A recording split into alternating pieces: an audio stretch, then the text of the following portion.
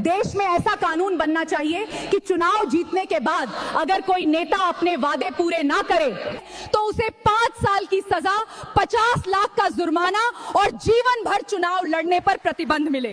क्योंकि जनता से किया गया वादा सिर्फ भाषण नहीं, एक जिम्मेदारी होती है। अगर आप मेरी इस बात से सहमत हैं तो वीडियो को ज्यादा से ज्यादा शेयर करें।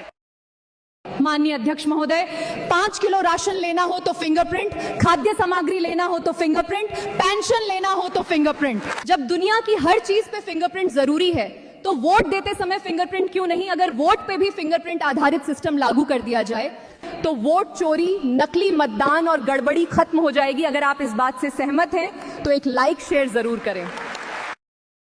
देश में दारू, सिगरेट, नशे की चीज जरूरी नहीं है, लेकिन उनको बनाने वाले सभी करोड़पति हैं।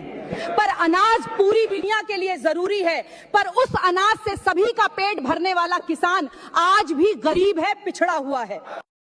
पूरी दुनिया में पेट्रोल डीजल की समस्या है, लेकिन इस देश के चमचों की समस्या सिर्फ मोदी है।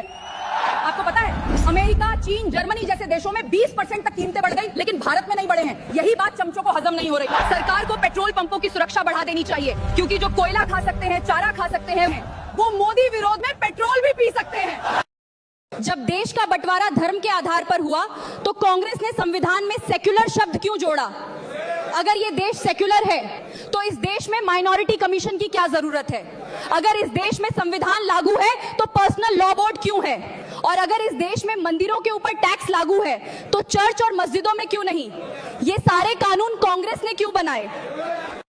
भारत जैसा देश आपको कहीं नहीं मिलेगा जहां पर नेता इटली से आते हैं, वोटर बांग्लादेश से, नारे पाकिस्तान के लगाते हैं, 2 बच्चों वाले टैक्स देते हैं, 12 बच्चे वाले सब्सिडी लेते हैं और मूर्ख लोग इन्हें वोट देते हैं। सभापति महोदय, एक कानून ऐसा भी होना चाहिए, अगर कोई नेता जनता से किए गए वादों को 5 वर्षों के अंदर पूरे नहीं करता तो उस नेता को 10 साल की जेल, 10 लाख का जुर्माना और आजीवन चुनाव लड़ने पर प्रतिबंध होना चाहिए। माननीय अध्यक्ष महोदय, 5,000 करोड़ का घोटाला करने वाले को 3 साल की सजा और सिर्फ 20 रुपया का ट्रेन टिकट न लेने वाले को 5 साल की सजा। संविधान क्या गांजा फूंक के लिखा था, पूछता है भारत। क्या आप मेरी बात से सहमत हैं? तो वीडियो को ज्यादा शेयर करें और लाइक करें। इतिहास का सबसे भयानक और खतरनाक सौदा 2 लोगों के बीच हुआ था। वो सौदा था नेहरू और गांधी के बीच। इस सौदे में नेहरू ने कहा गांधी से, तुम मुझे पंडित बना दो, मैं तुम्हें महात्मा बना दूंगा। ये बात आज तक देश के लोगों को नहीं पता। नेहरू के अंदर एक भी गुण पंडित वाले नहीं थे और ना तो गांधी के अंदर एक भी गुण महात्मा जैसे थे। वो नेहरू जिसने देवर बनने के लिए बच्चों से खुद को चाचा बुलवाया ताकि देश की सभी महिलाओं को भाभी बना के उनका मुंह देख सके। चाचा ही क्यों, मामा नहीं बुलवा सकता था? सच तो ये है, नेहरू को बच्चे नहीं महिलाएं ज्यादा प्यारी थी। और गांधी जो खुद को महात्मा कहता था, ये ऐसा महात्मा था जिसको चलने के लिए 2 स्त्रियों की जरूरत पड़ती थी और सोने के लिए भी स्त्रियों की जरूरत पड़ती थी।